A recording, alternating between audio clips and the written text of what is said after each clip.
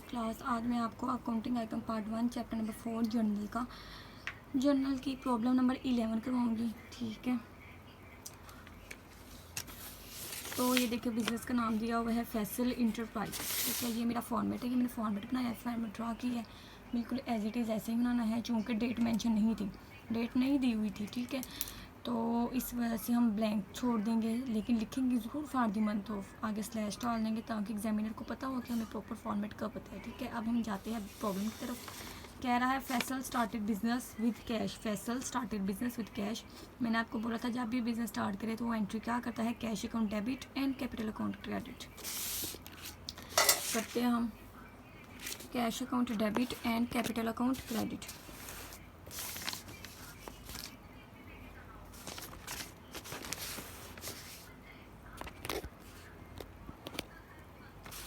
पहले नंबर 1 है cash account debit capital account credit. कितने में, 50,000 पे।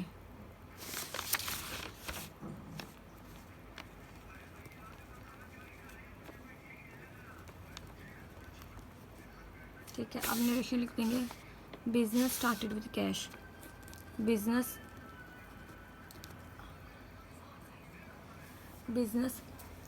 Started with cash. अब मेरी दूसरी एंट्री है परचेज्ड बिल्डिंग फॉर कैश। मैंने बिल्डिंग खरीदी है, बिल्डिंग मेरा एसेट था। एक तो परचेजेस हमेशा डेबिट होती हैं, ठीक है, और बिल्डिंग मेरा एसेट था, एसेट मेरा इजाफा हुआ है। ठीक है, तो debit purchases account debit, cash से खरीदी है, कैश मेरा कम हुआ है, cash account credit. Building account debit, cash account credit. Building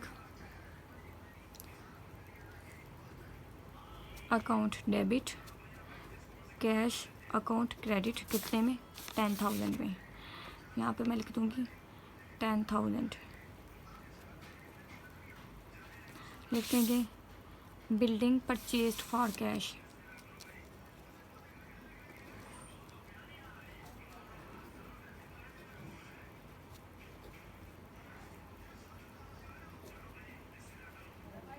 ठीक है, अब हम एंट्री नंबर 3 की तरफ जाते हैं। क्या कहती है, कह रही है बोट मर्कंडाइज्ड। बोट का मतलब भी परचेज होता है, मर्कंडाइज का मतलब मैंने आपको बताया था कि गुड्स होता है।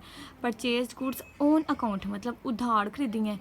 चूँकि मैंने कहा था ऑन अकाउंट कहते हैं, ऑन क्रेडिट कहते हैं, या डायरेक्ट नाम ले ले तो मतलब होता है क्रेडिट, उधार खरीदी है। मैंने गुड्स खरीदी हैं उधार पे, चूँकि यहाँ नाम मेंशन नहीं है तो इसलिए मैं purchases account debit and creditor account credit करूँगी। ठीक है, purchases account debit and creditor account credit. मैंने आपको बताया था ना कि अगर नाम ना हो फिर हम क्रेडिटर अकाउंट क्रेडिट करेंगे। कितने का उसने ख़रीदा है, 15,000। यहाँ पे 15,000 मैं लिख दूँगी। यहाँ पे लिखते हैं goods purchased on credit. Goods purchased on credit. ठीक है, अब मैं अगली चौथी एंट्री की तरफ जाती हूँ। चौथी मेरी एंट्री क्या कहती है, purchase furniture for cash. Cash दी है और फर्नीचर खरीदा है। फर्नीचर मेरा एसेट है, एसेट में इजाफा हुआ है, debit. Furniture account debit, cash मेरा एसेट है, एसेट में कम हुआ है, क्रेडिट। फर्नीचर अकाउंट डेबिट और कैश अकाउंट क्रेडिट, और परचेजेस होती ही डेबिट है। ठीक है, फर्नीचर अकाउंट डेबिट, मैंने आपको बताया था कि अगर गुड्स होंगे फिर हमने परचेजेस के नाम से एंट्री करनी है, इसके अलावा हमने उसी के नाम से, चीज़ के नाम से ही एंट्री करनी है। Furniture account debit cash account credit. Furniture account debit cash account credit. कितने में, 5,000 में। लिखेंगे फर्नीचर परचेज्ड फॉर कैश।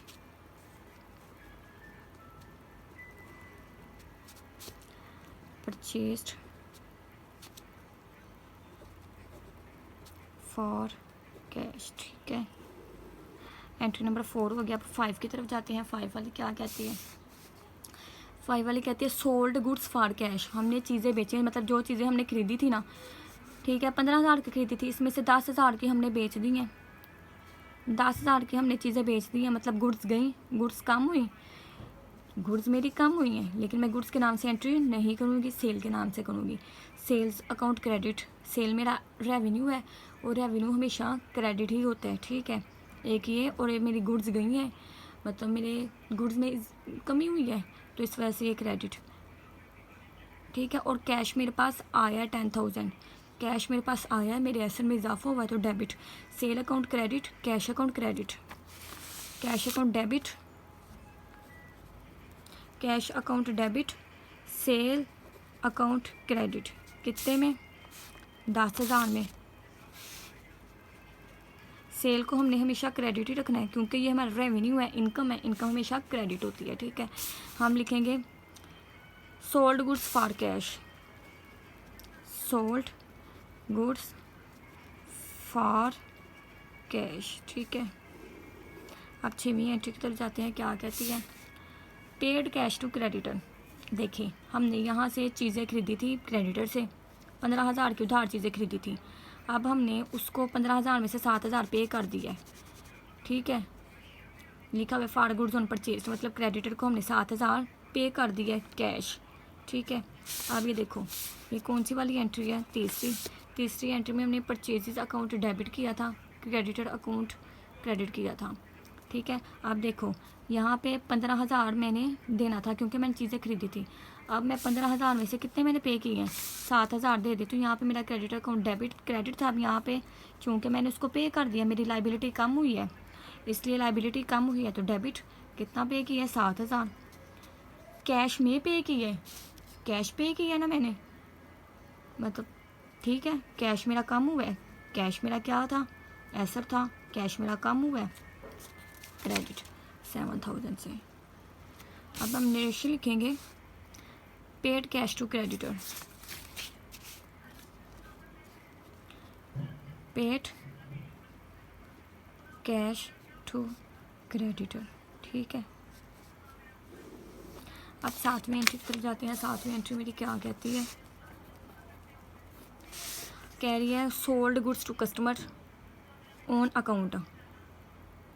पहले ये देखे, पहले उसने गुड्स बेची थी कैश पे, अब वो कह रहा है अब उधार पे बेची हैं, ठीक है। अब देखे उन्होंने कस्टमर का नाम मेंशन कर दिया होगा, नाम मेंशन ना करता तो फिर मैंने डेटर अकाउंट लिखना था। सेल मेरा रेवेन्यू है और रेवेन्यू हमेशा क्रेडिट होता है, ठीक है। सेल मेरी इनकम है, मतलब मैंने चीज़ें बेच के मुझे पैसे मिलने होते हैं, इसलिए मेरी इनकम है। सेल मेरी है इनकम, मतलब सोल्ड गुड्स, मैंने गुड्स बेची हैं, मेरी गुड्स कम हुई हैं, इसलिए ये credit. Sale account credit, customer account debit, customer account debit, sale account credit, ठीक है। और सेल हमेशा क्रेडिट ही होती है क्योंकि ये इनकम होती है हमारी, रेवेन्यू होता है। कितने में? 6,000 की चीज़ें बेची हैं, 6,000 की मैंने उधार चीज़ें बेची हैं।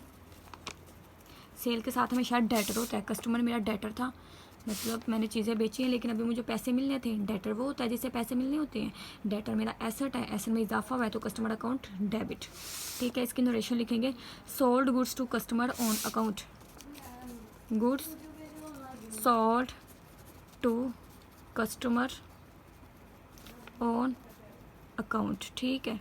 अब ये मेरी नरेशन हो गई है। अब मैं एंट्री 8 की तरफ जाती हूँ। अब मेरी एंट्री 8 क्या कहती है?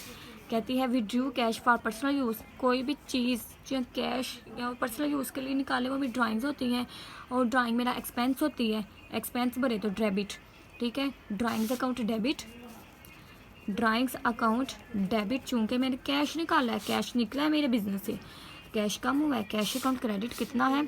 2,000 है, ठीक है, 2,000 है।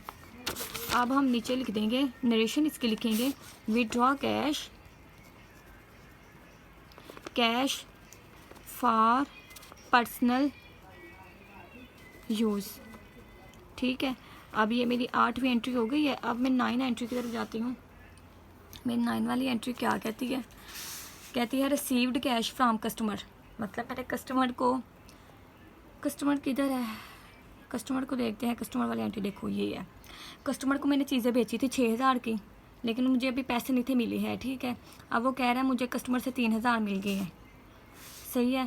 कैश मुझे मिल गया है, कैश बिजनेस में आया है, डेबिट और customer account credit, cash account debit customer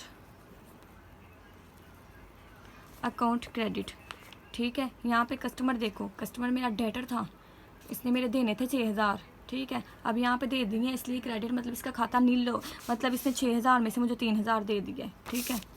3,000 इसके लाइफ इसका वो कम होगी, ठीक है। जिम्मेदारी थी जो उसने मतलब मुझे देने थे, ठीक है। अब मैं लिखूँगी रिसीव्ड कैश फ्रॉम कस्टमर, लिख देंगे रिसीव्ड कैश फ्रॉम कस्टमर, ठीक है। अब ये मेरी एंट्री हो गया, मेरी लास्ट एंट्री है। लास्ट एंट्री मेरी क्या कहती है, paid salary to employees.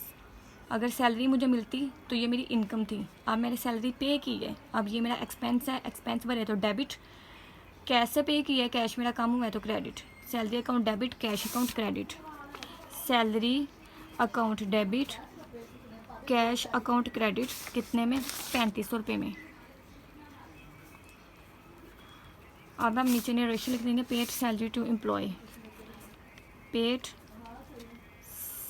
Salary to employ, ठीक है। ये मेरी लास्ट एंट्री थी और ये मेरी हो गई है, ठीक है। अगर आपको किसी बच्चे को समझ नहीं आती है तो वो मुझसे कमेंट करके पूछ सकते हैं, ठीक है। अल्लाह हाफिज़।